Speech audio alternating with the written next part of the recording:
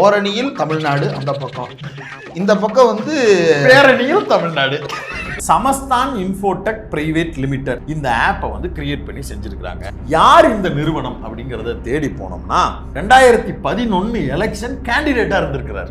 இல்ல அவர் பாஜக கேண்டிடேட்டா இருந்திருக்கிறாரு.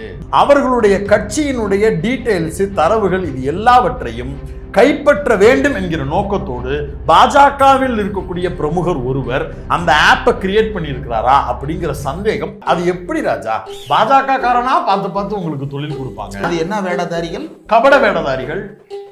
அவர்தான்.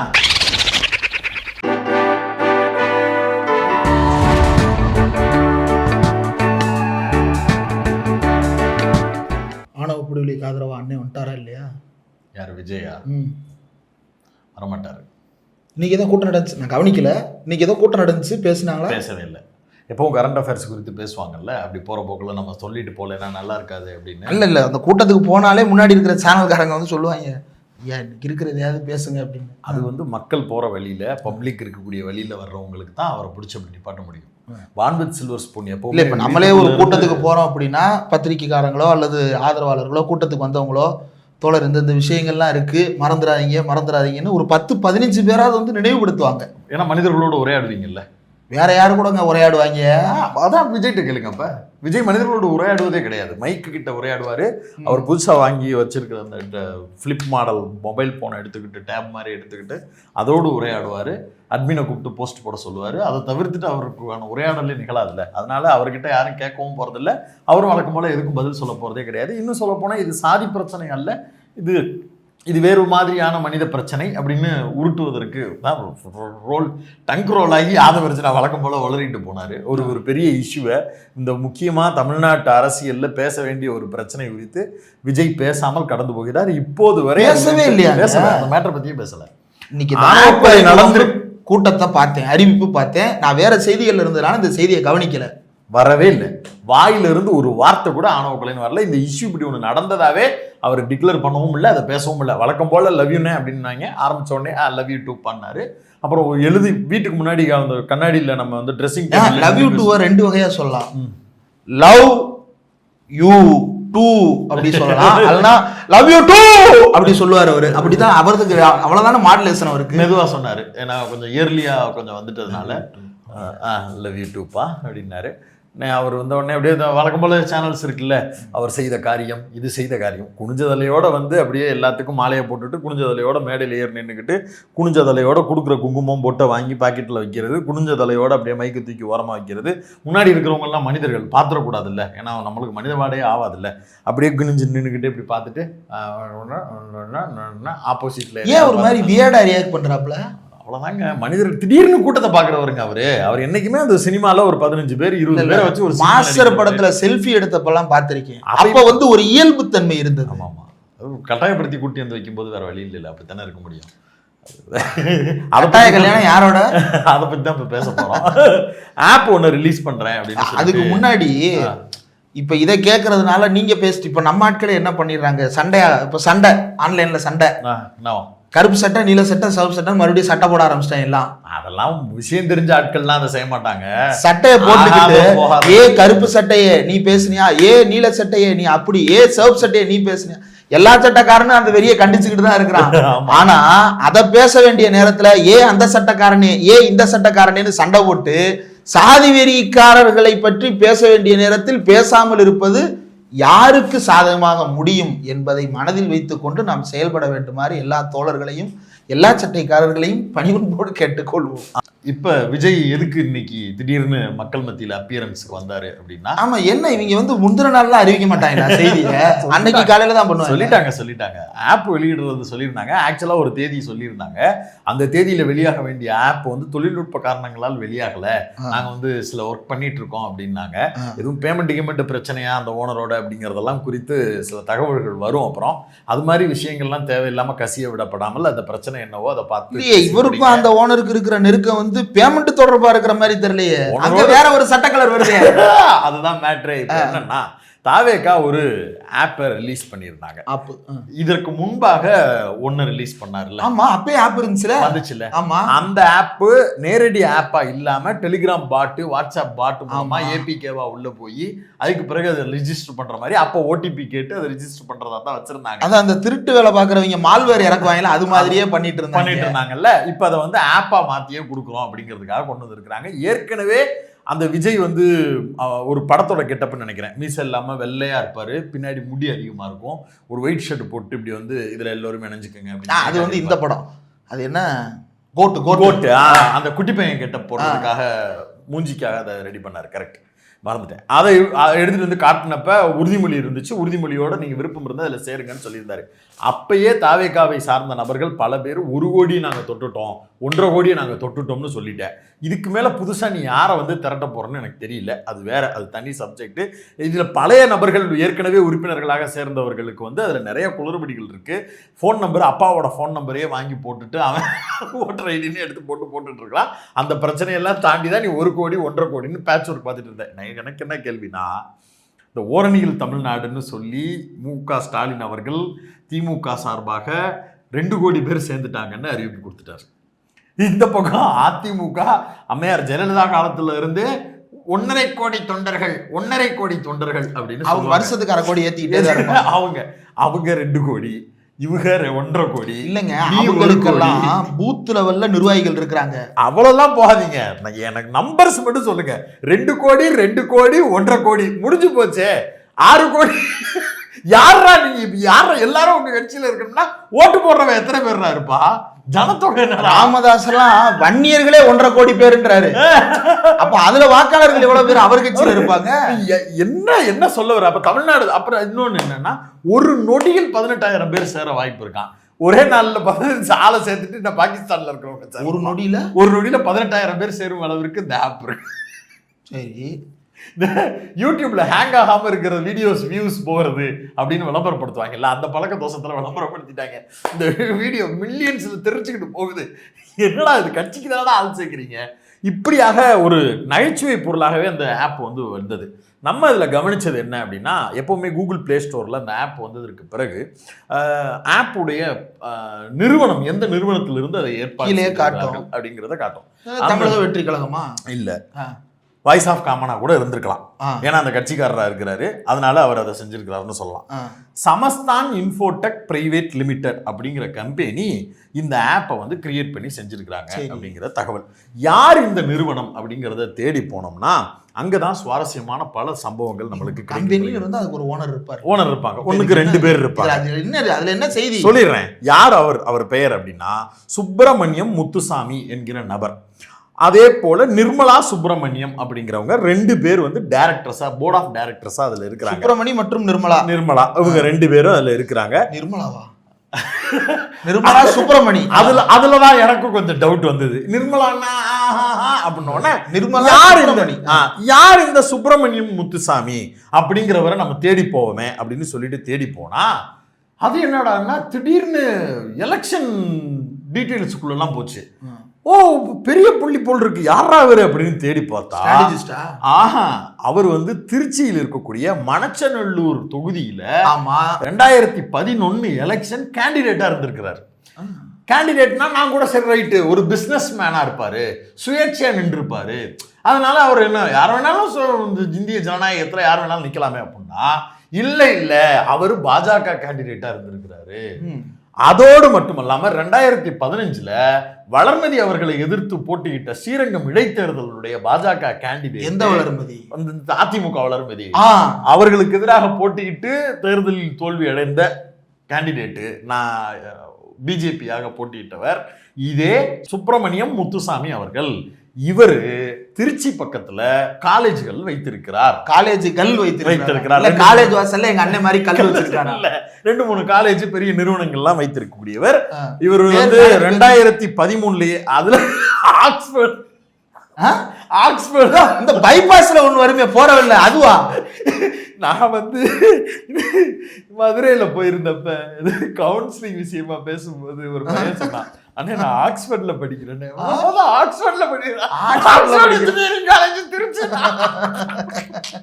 ஓகே, அது ரூரல்ல இருக்கக்கூடிய குழந்தை பசங்களை ஏமாத்துறதுக்காக ஒரு காலேஜ் பேர் வச்சிருப்பாங்க, அது அந்த மாதிரி இருக்கும். சமூக ஊடகங்களில் கலாய்ப்புக்கு உள்ளாகக்கூடிய ஒரு நிறுவனம் ஆக்ஸ்போர்ட் இன்ஜினியரிங் காலேஜ். இவருடைய சொத்து மதிப்பு 2013 33 கோடி அப்படின்றது கொடுத்திருந்தது. இது போக அவர் பிசினஸ் அது இதுன்னு இருக்கு. பல அந்த ஏரியாவில் இருக்கக்கூடிய பலருக்கும் தெரியும் வைத்திருப்பவர் 33 கோடி தான் வச்சிருக்காரு. இதுல இருக்கக்கூடிய கணக்கை நம்ம சொல்றோம். இது போக அந்த ஏரியாவில் நீங்க விசாரிச்சீங்கன்னா அவர் எப்பேற்பட்ட உருத்துன்னு தெரியும். இவர் தமிழிசை சவுந்தரராஜன் அவர்கள் பாஜகவின் மாநில தலைவராக இருந்த போதிலிருந்து இருக்கக்கூடியவர். இன்னும் சொல்ல போனா பொன்னார் அவர்களோடு கொஞ்சம் நெருக்கமாக இருக்கக்கூடிய நபர். பொன்னார் தமிழிசை நெருக்கமாக இருக்கக்கூடிய நபர். இவருடைய லைன் அப்படிங்கிறது பிஜேபிக்காக பிஜேபியினுடைய அந்த பின்னணியில் இருந்து வேலை பார்க்கக்கூடிய மிக முக்கியமான ஒரு செயல்பாட்டாளர். பாஜகவுக்கான ஒரு பொக்கிஷம். பாஜக எப்போதுமே தங்களுக்கான ஆட்களை, செல்வ செழிப்பாக இருக்கக்கூடிய ஆட்களை அப்படி அப்படியே தான் வச்சிருப்பாங்க. தேவைப்படும் போது தான் அவர்களை பயன்படுத்தி கொண்டே இருப்பார்கள். இவர் இந்த எலெக்ஷன் டைம்ல செலவு பண்ணி இந்த தேர்தலில் நின்றுட்டு தோப்போம்னு தெரிஞ்சுதாங்க பாஜக கேண்டிடேட்டா இருப்பாங்க. அப்படிப்பட்ட ஆட்களா இருக்கணும் அப்படின்றப்ப இவங்க எல்லாரையுமே பயன்படுத்தி கொள்வார்கள். இப்ப இந்த நேரத்துல விஜய் மாதிரியான ஒரு நபர் உள்ள வரும்போது அவர்களுடைய கட்சியினுடைய டீடைல்ஸ், தரவுகள், இது எல்லாவற்றையும் கைப்பற்ற வேண்டும் என்கிற நோக்கத்தோடு பாஜகவில் இருக்கக்கூடிய பிரமுகர் ஒருவர் அந்த ஆப்பை கிரியேட் பண்ணியிருக்கிறாரா அப்படிங்கிற சந்தேகம் எழத்தானே செய்யும். இல்ல இது தொழில் முறையாக நடந்தது, ஏதோ அவர் ஒரு தொழில் பண்றாரு, இவர் அந்த தொழிலை பயன்படுத்திக்கிறாங்க. அது எப்படி ராஜா? பாஜக காரனா பார்த்து பார்த்து உங்களுக்கு தொழில் கொடுப்பாங்க? அப்படி இல்ல. நீங்க இன்னொரு நடிகர் ஒரு கட்சி வச்சிருந்தாரு, அவருக்கு இப்படிதான் திடீர்னு அவங்க மாமியா ஏதோ ஒண்ணு சொல்ல அவர் கட்சியை கலைச்சு கொண்டு போய் சேர்த்துட்டாரு. இப்ப கலைக்கும் போது பார்ட்டியில எல்லாரும் கொந்தளிச்சாங்க, அது எப்படி அப்படின்னு சொல்லிட்டு கொந்தளிச்சாங்க. இப்ப இப்படி ஒரு ஆப்ல போட்டு வச்சுக்கிட்டோம் அப்படின்னா நாளைக்கு மாமியாரோ மருமகனோ யாரோ ஒருத்தர் சொல்லும் போது பேரை மாத்தும் போது அந்த அப்ளிகேஷனோட பேரை மாத்தினா போதுமே தவிர இவங்கள்ட்ட போய் கேட்க வேண்டிய அவசியம் இல்லை. இதுல ரொம்ப வருத்தமான அல்லது பயப்பட வேண்டிய இடம் என்ன இருக்கு அப்படின்றத நம்ம பேசணும். இப்போ தாவேக்காவில் சேர்றோம் அப்படின்னு சொல்லி ஒரு இளைஞர்கிட்டையும் இளம்பன்ட்டையும் போய் நீங்கள் நம்பர் கேட்குறீங்க, ஓடிபி வரும் பார்த்து சொல்லுங்கள், இந்த நம்பர் நீங்கள் கொடுங்க, விஜயோடு நீங்கள் இணைந்து கரம் கோர்த்து அரசியல் பணி செய்வதற்கு விரும்புகிறீர்களான்னு கேட்கும்போது இளைஞர்களுக்குள்ளே இருக்கக்கூடிய கேள்வியும் ஆசையும் ஆதங்கமும் எப்படி இருக்குன்னா, பரவாயில்ல நம்ம அண்ணன் விஜய் வரேன்றாரு, நம்ம என்ன ஒரு ஃபோன் நம்பரை கொடுக்க போகிறோம், ஒரு ஓடிபி வாங்க போகிறோம், அவ்வளோதானே அப்படின்னு சொல்லிட்டு ஏற்றுக்கொள்வதற்கு வாய்ப்பு இருக்கிறது. விஜய் நம்ம நம்பர் கொடுக்குறோம் அப்படிங்கிற ஃபீல் நம்மளுக்கு வரும்ல. ஆனால் நாம் கொடுக்கறது விஜய் அண்ணாவுக்கா?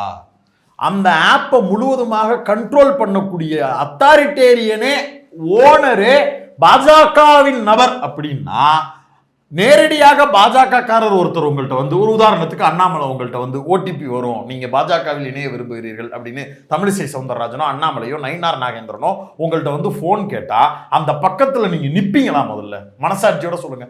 தெரிச்செடுத்து ஓட்டம் பிடிக்க மாட்டீங்க. ஆத்தாடி புள்ள பிடிக்கிற பூச்சாண்டி வந்துருச்சுன்னு பாஜக நேரடியாக கட்சியில் ஆள் சேர்க்கணும், நீங்க பாஜகவில் இணைந்தமைக்கு நன்றின்னு சொன்னா கமால்னு கட் பண்ணுவானுங்க. இந்த டாய்லெட்ல 18002354 அப்படின்னு போட்டு இந்த எண்ணெய் தொடர்பு கொள்ளுங்க அப்படின்னோடனே எவனாவது ஒருத்தர் ஆர்வமா எடுத்து போன் அடிச்சுட்டு பாஜக நன்றினா டமால்னு ஒரு கோவம் வரும்.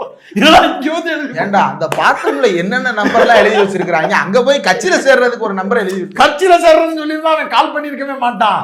சும்மா இந்த நம்பரை தொடர்பு கொள்ளுங்கன்னு இவன் ஆர்வத்தில் அடிச்சிருப்பான். அது பாஜகவில் சேர்வதற்கு டவால்டு கட் பண்ணிட்டு ஓடிடுவான். இப்படி கட்சிக்கு ஆள் சேர்றது கிடைச்சா நீ என்னத்தடா என்னைய சேர்க்கிற? அப்ப இப்படியெல்லாம் ஆள் பிடிக்கக்கூடிய இடத்துலதான் பாஜக இருக்கு. அப்ப நேரடியாக மக்கள் கிட்ட நம்பர் கொடு, பாஜக சேர்றேன்னு சொன்னா சேர்க்க மாட்டாங்க அப்படின்றதுக்காக விஜய் மாதிரியான கட்சி இதில் பயன்படுத்தப்படுமா அப்படிங்கிற சந்தேகத்தை சமூக ஊடகங்களில் இருக்கக்கூடியவர்கள் கேள்வி எழுப்புகிறார்கள். ஊர்வலகத்துல இல்லவே இல்லையா ஆப் டெவலப்பரு? பெரியாரிய, அம்பேத்கரிய, மார்க்சிய சிந்தனை கொண்டிருக்கக்கூடிய நபர்கள், இன்டெலக்சுவல்ஸா நம்ம தமிழ் சமூகத்துல இல்லவே இல்லையா? அவங்கள்ட்ட கொடுத்தா அப்படி ஒரு ஆப்பை கிரியேட் பண்ணவே மாட்டாங்களா? இதுக்கு உடனே விளக்கம் எடுத்துட்டு வருவது. திமுக யார்கிட்ட கொடுத்துருக்கு? அதுவா இதுவான திமுக ஒரு ஆப் வச்சிருக்கு. அந்த ஆப்பை யாரு கிரியேட் பண்ணியிருக்கிறா? பாப்புலஸ் எம்பவர்மெண்ட் நெட்வொர்க் அப்படின்னு அவங்க போட்டு இருக்கு. அதை உள்ள போய் தேடணும்னா அவர் யாரு அந்த ஓனர் அப்படின்னா அவரு மாப்பிள்ளை சபரீசன் அவர்கள். அந்த சபரீசன் யாரு? யாருடைய மாப்பிள்ளை? தமிழ்நாட்டின் முதலமைச்சராக இருக்கக்கூடிய திமுகவின் தலைவராக இருக்கக்கூடிய ஸ்டாலின் அவர்களுடைய மாப்பிள்ளை. இவங்க அந்த ஆப்புக்குள்ள போய் சேரணும்னு அந்த கட்சிக்காரங்க நினைச்சாங்கன்னா அந்த கட்சியின் பிரமுகர்களுக்கு தான் அந்த ஆப் உங்களுடைய டீடைல்ஸ் போகுது அப்படின்ற வரைக்கும் பிரச்சனையே இல்லை. இப்பயுமே நீங்க தான் இந்த ஆப்பை கேட்குறீங்க, இந்த ஆப்பை நீங்களே உங்க வாய்ஸ் ஆஃப் காமன்லயோ, அதுவே தப்பு. முதல்ல வாய்ஸ் ஆஃப் காமன் யாரு?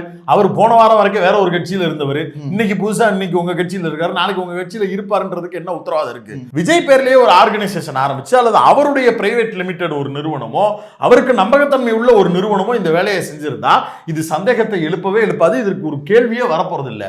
இதையே செய்யறதுக்கு பாஜக தேவைப்படுதுன்னா சர்வரை மட்டும் நீங்க நீலாங்கர மாடியில வைப்பீங்க, ஆனா டேட்டாவை பூரா ஆக்சஸ் பண்றத கமலாலயத்துக்கு கொடுப்பீங்கல்ல அப்படிங்கிற கேள்வியை இன்னைக்கு ஊடகங்கள் இருக்கக்கூடியவர்கள் கேட்கிறார்கள். இந்த கேள்விக்கு அறத்தோடு நேர்மையோடு பதில் சொல்லணும் அப்படிங்கிறது தான் நம்மளுடைய கேள்வியும் கூட. எதுக்கு பதில் சொல்ல? ஆமா, நீங்க வந்து உங்களை நம்பி நீங்க வாங்க விஜய் அப்படின்னு முகத்தை போட்டு ஓட்டு கேட்குறீங்க, நம்பர் கேட்குறீங்கன்னு உங்களை நம்பி கொடுத்தா நீங்க என்ன பாஜக காரரோட தொடர்புல இருக்கீங்க? பாஜக காரர் கம்பெனியில போய் நீங்க என்னோட டேட்டாஸ் எல்லாம் கொடுக்குறீங்கன்னா அது என்ன வேடதாரிகள்? கபட வேடதாரிகள். அவர்தான் மண்டே வரைகிற கொண்டே மறந்துட்டீங்களான்ற மாதிரி. ஓரணியில் தமிழ்நாடு அந்த பக்கம், இந்த பக்கம் வந்து பேரணியில் தமிழ்நாடு இப்படின்னு உருட்டிக்கிட்டு இருந்தாங்க. இதுக்கு நடுவில் இவர் வந்து பனையூரில் பாஜக. நான் என்ன கேட்குறேன், உன் கட்சி முழக்கம் தமிழ்நாடா தமிழகமா? அது தெரியலையே. எல்லா நாளும் தமிழகம் தமிழகம்னு பேசினவங்க திடீர்னு என்ன தமிழ்நாடு பாசம் உங்களுக்கு? இவ்வளவு நாள் தமிழகம் தானப்பா, கட்சி பேர் தமிழக வெற்றி கழகம், நீங்க எங்க பேசினாலும் தமிழகம் தமிழகம் தானே பேசிக்கிட்டு இருந்தீங்க. இப்ப என்ன திடீர்னு பேரணியில் தமிழ்நாடு, ஓரணியில் தமிழ்நாடுன்னு ஒண்ணு நடந்துகிட்டு இருக்கும்போது பேரணியில் தமிழ்நாடுன்னு போடுறது தேவையில்லாம திமுகவுக்கு ஹைப்பு கொடுக்குமா கொடுக்காதா? எந்த பொலிட்டிக்கல் ஸ்ட்ராட்டஜிஸ்ட் இப்படி பண்ணுவாருன்னா அவன் ஒருத்தன் தான். பொலிட்டிக்கல் ஸ்ட்ராட்டஜிஸ்ட்னே தெரியாத, பொலிட்டிக்கல் ஸ்ட்ராட்டஜினா என்னன்னே தெரியாத ஒரு ஸ்ட்ராட்டஜிஸ்ட் இதை பண்ணுவாரு. அது யாரு? அண்ணன் தாங்க. இதே சம்பவத்தை 2016 அண்ணன் யாருக்கு பண்ணியிருக்கிறாரு? மேங்கோ. அதாவது மேங்கோ மணி, மாற்ற முன்னேற்ற மேங்கோ மணி. அதாவது அமெரிக்கால ஒரு தேர்தல் நடக்குது. அமெரிக்காவுக்கு நம்மளுக்கு என்ன சம்பந்தம்? கனெக்டட் ஃபிளைட் போட்டு போனாம சும்மா போனாலே 16 மணி நேரம் தூரம் நம்மளுக்கு இருக்கு. அங்க இருக்கக்கூடிய எலெக்ஷன்ல இருக்கிறத காப்பி அடிச்சாப்பா இங்க விற்கணும். மாற்றம் முன்னேற்றம் அன்புமணியுடைய இந்த பொசிஷனும் கீழே இருக்கிற அந்த கேப்ஷனும் அப்படியே ஒபாமா அவருடைய டெம்ப்ளேட்டை காப்பி பண்ணி எடுத்துட்டு வந்து அந்த தேர்தலில் அன்புமணிகிட்ட கொடுத்தாங்க. அந்த தேர்தலில் அன்புமணி மட்டும்தான் ஃபோக்கஸ், ராமதாஸே ஓரமா உட்கார வச்சவன் நானு அப்படின்னு ஜான் ஆரோக்கியசாமி அவர்கள் பேசிய ஆடியோ கூட சமீபத்தில் வெளியாச்சு. அப்படி தனிப்பட்ட முறையில் ஒரு நபரை மட்டுமே அவரையே உட்கார வச்சு கொண்டு வந்து நிலைமைக்கு கொண்டு வந்து அன்னைக்கு விழுந்தவர் தான் அன்புமணி. வாழ்க்கையில் இப்போ வரைக்கும் வெற்றியை பார்க்கவே இல்லை. சும்மா கடந்த ஒரு கட்சியை குடிதோட்டி புதைச்சு இருக்கிற இடம் தெரியாம பார்க்கிற தடம் தெரியாம ஆக்கி விட்டுட்டு அந்த ஜான் ஆரோக்கியசாமி முதல்ல முதல்வர் ஆகிறோன்னு வந்த ஒருத்தரை இனிமேல் நீ முதல்வர் ஆகவே முடியாதுன்னு முடிச்சு விட்ட ஒரு எலெக்ஷன். அற்புதமான வேலையை செய்த நம்மளுடைய ஸ்லீப்பர் செல் ஜான் ஆரோக்கியசாமி அவர்களுக்கு வாழ்த்துக்கள். அப்புறம் அதே பேட்டர்ன்ல தான் இங்க அதே பேட்டர்னு சீமானுக்கு வந்துச்சு. சீமான்ல ஒரு பக்கம் ஒரு சீமாக்கு என்ன ஒண்ணு இல்ல போட்டோ அதே மாதிரி அந்த போட்டோ அதுல இருந்து ஒரே ஒரு தேர்தலுக்கு மட்டும் வேலை. வேலுமணிக்கும் அதே தான், ஒரு போட்டோ பின்னாடி தமிழ்நாடு அவருடைய தொகுதிக்கு மட்டும் வேலை. ஸ்ட்ராட்டஜினா எப்படி இருக்கணும்? ஷார்ப்பா இருக்கணும். அதை பார்த்து மித்த எதிரிகள்லாம் மிரண்டு போகணும், அப்படி இருக்கணும். ஒரு உதாரணத்துக்கு சமீபத்தில் அதிமுக எடுத்த ஸ்ட்ராட்டஜிலேயே அது ரொம்ப தவறான ஒரு கேப்ஷன் தான், யார் அந்த சார் அப்படிங்கிற கேப்ஷன். ஆனா ட்ரெண்ட் ஆகுச்சு. அது மக்கள் மத்தியில போய் சேர்க்கறதுக்கு அவ்வளவு பெரிய ஒர்க் இருந்தது. அதுல யார் அந்த சார்ன்றது ஈஸியா அப்படியே கேட்ச் ஆச்சு. அப்படி பார்த்து ஒன்று செஞ்சிருந்தா பரவாயில்ல. இவர் இருக்கிறத பூரா காப்பி அடிச்சிருந்துருக்கு. அதே வேலையை அப்படியே திமுக ஓரணியில் தமிழ்நாடுன்னு இந்த எலெக்ஷனுக்கு 2026 கேம்பெயினை ஸ்டார்ட் பண்ணுது. அப்படியே ஜான் ஆரோக்கியசாமி அவர்கள் பேரணியில் தமிழ்நாடுன்னு எடுத்துட்டு வர்றாரு. இது மாற்றம் முன்னேற்றம் அன்புமணி ஒபாமா ஆட்டையை போட்டது போல திமுகவிடம் ஆட்டையை போட்டு ஒன்று எடுத்துட்டு வந்திருக்காரு. ஒரு ஸ்ட்ராட்டஜிஸ்ட் என்பவர் சுயமாக சிந்திக்கணும். ஏன் திமுக இருந்து எடுத்தாரு? ஏன் ஒபாமா ரிட்டையர் ஆயிட்டாரு, அங்க ஒபாமா இல்ல, அப்ப இங்க யாரு இருக்கிறா, அப்ப லோக்கல்ல தான் காப்பி அடிக்கணும் போல இங்க அடிச்சிருக்கு. இப்ப ஒரு காலத்துல இருந்துச்சு இசை வந்து அந்த வெளிநாட்டு இசைகள் சாயல்ல இங்க அடிக்கிறதுன்னு. இப்ப என்ன போச்சு, அவன் பாட்டு அவனே திருப்பி அடிச்சுக்கிறாங்க. சோசியல் மீடியால இது நம்மளுக்கு தெரியாது. சோசியல் மீடியால அவங்க எல்லாம் என்ன அடிக்கிறாங்கன்னா, அண்ணா வந்து மித்த படங்களை தான் காப்பி அடிப்பாருன்னு பார்த்தா என்ன திமுகவை காப்பி அடிக்க, அரசியல்லையும் வந்து இன்னொரு கட்சியை காப்பி. இதுதான் முதல் நாள்ல இருந்தே சொன்னோம், இவங்க திமுகவை டிட்டோ அடிக்கிறதுக்காட்டியே கட்சி நடத்துறாங்கன்னு. இல்ல என்னன்னா, படங்கள்ல நீங்க காப்பி அடிக்கிறீங்க அப்படிங்கிறது கூட ஓகே, அந்த சீன் அந்த டேபிள் சீன் எல்லாமே நீங்க காப்பி அடிக்கிறது அப்படின்னு படங்கள்ல காப்பி அடிக்கிறது ஓகே. அரசியல்ல காப்பி அடிக்கிறீங்கன்னா குறைந்தபட்சம் அவங்க பேசக்கூடிய அளவுக்கு கொஞ்சம் துணிச்சலா போல்டா சில விஷயங்களை அட்ரஸ் பண்ணிட்டாவாச்சும் பரவாயில்ல, நீங்களும் நல்லா பண்றீங்க அப்படின்னு சொல்லலாம். உங்க எதிரி யாருன்றதையே உங்களால இன்னும் முழுசா உறுதியா தன்மையோட யாரை எதிர்க்கிறோன்றதையே சொல்ல தெரியாம இருந்துகிட்டு, நம்ம கூட்டணிக்கு யார் வருவாங்கன்றதுக்கு கூட பதில் தெரியாம இருந்துகிட்டு, நாளைக்கு ஏதோ அறிவிக்க போறாராமே. யார் அது? ஓபிஎஸ். ஆமா, இவருக்கு என்ன இல்ல இங்கதானே வருவார் இல்லையா? அதை நாளைக்கு பேசுவோம். அப்படி ஒரு லைன் சொல்றாங்க. ஓபிஎஸ் மாதிரியான ஆட்கள் எல்லாம் வச்சு விஜய் தலைமையில 3வது கூட்டணி ஒண்ணு உருவாக்கி அதிமுக பாஜக கூட்டணியை 2வது இடத்துல வந்து தள்ளிட்டு இவங்களை 3வது இடத்துல தள்ளி ராமதாஸே அங்கதான் போறாராமே. ஐயோ, அன்புமணிக்கே தெரியாது ராமதாஸ் எங்க உங்களுக்கு எங்களுக்கு தெரியுதா? ராமதாஸுக்கே தெரியாது. அந்த பக்கம் போகாத அன்புமணி இருக்காரு, இங்க சௌமியா இருக்கு. எங்கடா போறது? நானு அவரை ஒரு இடத்துலயே உட்கார வச்சிருக்காங்க, உட்கார்ற இடத்துல பூரா பங்கு வைக்கிறாங்க. வயசான காலத்துல படாத பாடுபடுறாரு. இப்படி ஒரு நிலைமையை நோக்கி தாவேகா இருந்து கொண்டு இருக்கிறது. விஜய் என்கிற நபர் அவர் முன்னெடுக்கணும்னு நினைச்சு வரக்கூடிய விஷயத்துல நான் வந்து பாஜகவுக்கு எதிரி அப்படின்னு வெளிப்படையாக நம்ம கிட்ட டிக்ளேர் பண்ணுவது போல ஒரு தோற்றத்தை மட்டும் உருவாக்கி கொண்டே இருக்கிறார். ஆனா அவருக்கு பின்னாடி இருக்கக்கூடிய செயல்பாடுகள் எல்லாத்தையும் நம்ம ஈஸியா கண்டுபிடிச்சு போட்டுறோம். அது உண்மையிலேயே இவ்வளவு வெளிப்படையா இருக்கக்கூடாது அப்படிங்கறத நம்ம வைக்கக்கூடிய கோரிக்கை விஜய் அண்ணா. அதாவது சும்மா ஒரு பிராடு வேலைக்காவது வேற கம்பெனி பேரை ஒரு கம்பெனியை தொடங்கி இதன் மூலமா போடுறோம். இப்போ டிஎம்கே பார்த்து 5 ஆப் 6 ஆப் வச்சிருக்காங்க, எல்லாமே பாப்புலேஷன் எம்பவர்மெண்ட் நெட்வொர்க் தான் இருக்கு. திருமலா திருப்பதி தேவஸ்தானம் டிடிடி அவன் தனியா வச்சிருக்கிறாங்க. இந்தியன் ஆயில் தனியா இருக்கு. அதானி தனியா இருக்கு.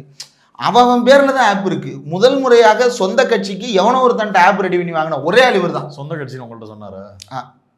அப்புறம் அதான் தெரியுது, ஓனர் யாரோ ஓனர் கட்சி பேர் வச்சிருக்காங்க.